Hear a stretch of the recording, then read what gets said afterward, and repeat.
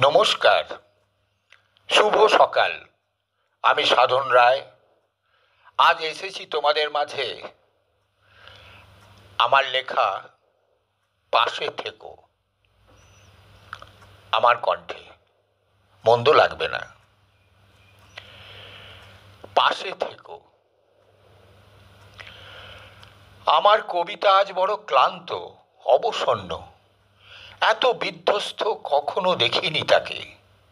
তার সৃজনশীলতা যেন কোথায় হারিয়ে গেছে।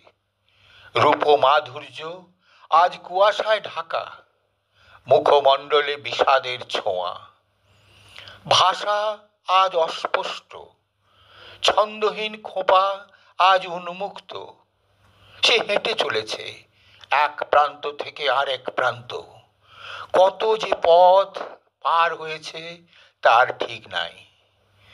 উবর খাবর পথে হাঁটতে গিয়ে তার পাগুলো আজ ক্ষত বিক্ষত, রক্ত ঝরছে।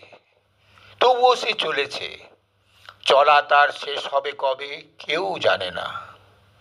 ঘর্মসিক্ত কপাল, বেঝরে পড়া বিন্দু বিন্দু জল, তার সুন্দর লাবণ্যময়ী মুখমণ্ডলে মলিনতার ছোঁয়া উঁকি মারছে। কখনো হয়তো দু এক ফোঁটা তার সুন্দর ঠোঁট বেয়ে ভেতরে প্রবেশ করছে। লবণাক্ত স্বাদ তাকে হয়তো আরো দুর্গম পথে চলার প্রেরণা যোগাচ্ছে।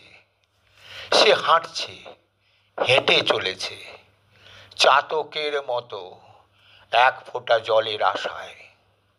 তৃষ্ণার্ত পথিক যেমন একটু ছায়া, একটু অবলম্বন খোঁজে, নিরাশায় বুক বেঁধে হেঁটে চলেছে, এগিয়ে চলেছে। কত রাত বিনিদ্রায় কেটেছে। অমাবস্যার নিশি তাকে কাবু করতে পারেনি। আহত হরিণীর মতো ছটফট করেছে, তবুও নির্ভয়ে এগিয়ে চলেছে, এগিয়ে চলেছে। কি তার অপরাধ? তার চাওয়া তো সীমিত, পরিমিত। একটু ভালোবাসার ছোঁয়া, একটু পাশে থাকা, একটু জায়গা কোনো মতে একধারে, একটু জোনাকির আলো তার মাটির কুঁড়ে ঘরে। নির্দয় ক্ষমতালোভী সমাজ কি এতই নিষ্ঠুর? তার মনের কথা, তার হৃদয়ের ব্যথা, তার না বলা কথা সবই কি হারিয়ে যাবে? পথে হাঁটা পথিকের পদচিহ্নের মতো কেউ কি রাখবে না মনে?